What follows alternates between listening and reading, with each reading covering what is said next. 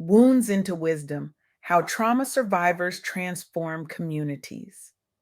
When was the last time you looked at a scar on your body and thought, this is beautiful, not just tolerable, not just healed, but genuinely, profoundly beautiful?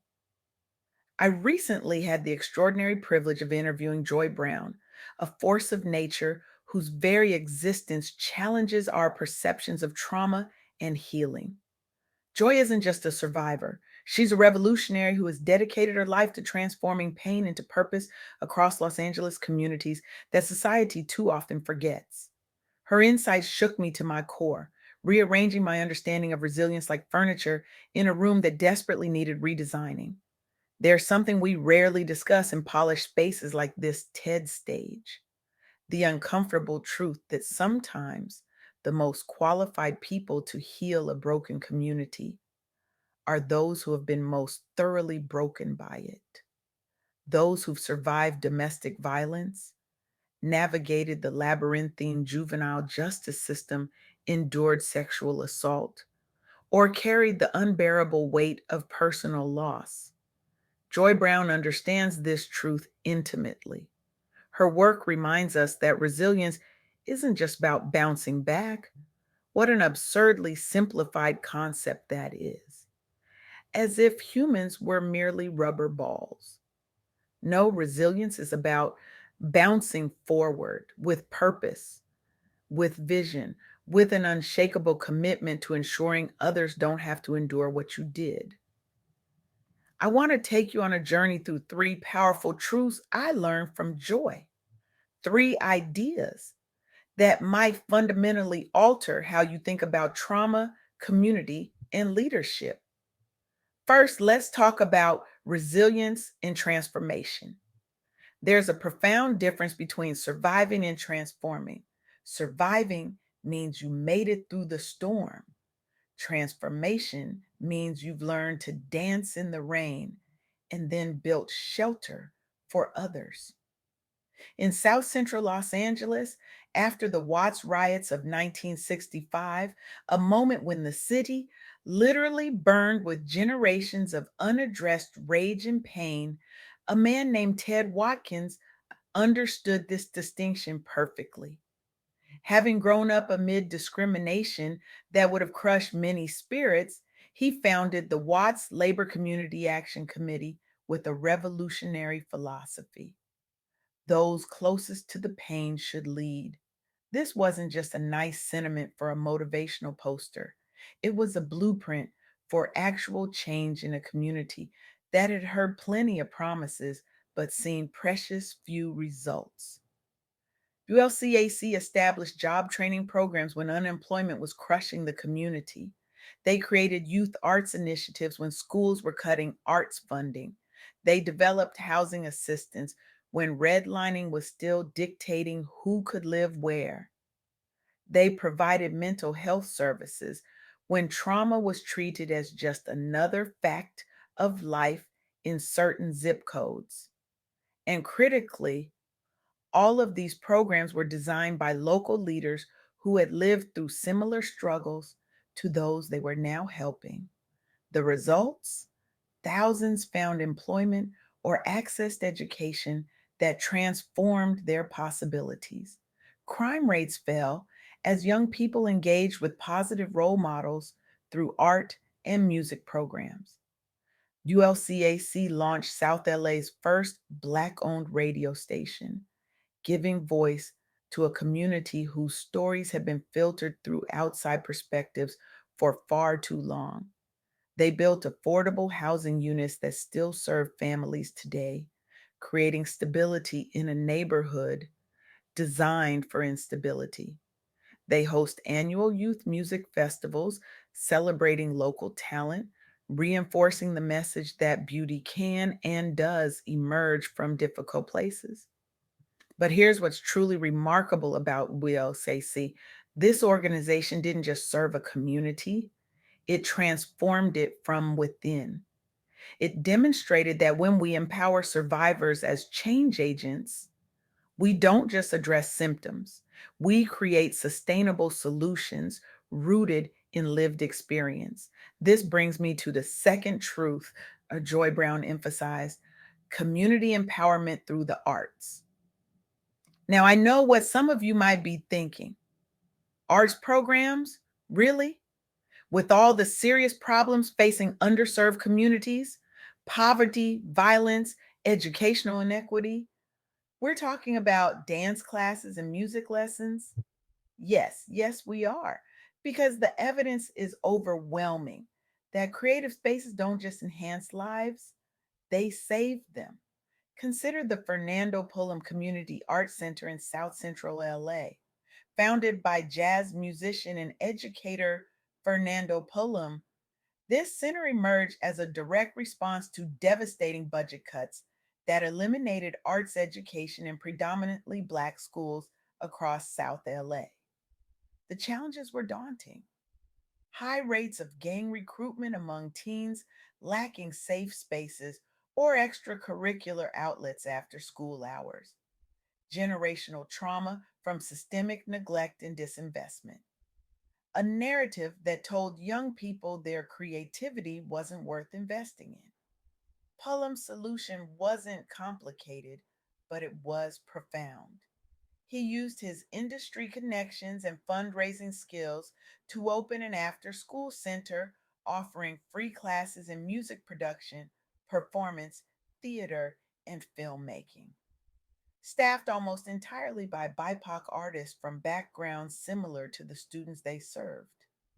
Over a decade later, hundreds of young people have graduated onto college scholarships or professional creative careers rather than falling into gangs or incarceration cycles. Even more powerful, alumni return as mentors and instructors themselves, creating a virtuous cycle begun by one survivor leader's vision. This isn't just a nice story, it's evidence of a profound truth. Investing in creative spaces provides underserved youth with safe alternatives to gang involvement and fosters healing, growth, and leadership among Black and Brown communities. The arts aren't a luxury, they're a lifeline. They give young people the tools to process trauma, express complex emotions, develop discipline, and imagine futures different from the limited options they see around them. Which brings me to the third and perhaps most challenging truth Joy Brown shared: the importance of representation and leadership in historical context. Understanding the history of oppression against Black and Brown people in Los Angeles, and indeed throughout America, isn't just an academic exercise. It's essential context for meaningful change. Project Kinship exemplifies this understanding. Founded by formerly incarcerated individuals, including many survivors of childhood abuse and gang involvement, this organization offers trauma informed support groups, art therapy, and workforce development for system impacted youth and adults throughout Southern California. Their work centers intersectional healing through storytelling, music, and art workshops rooted explicitly within histories faced by Black and Brown Angelenos, including intergenerational trauma caused by institutional oppression and policing practices. By acknowledging this history rather than glossing over it, Project Kinship creates space for authentic healing. They recognize that reclaiming leadership roles within our communities is key to breaking cycles of violence and building a brighter future.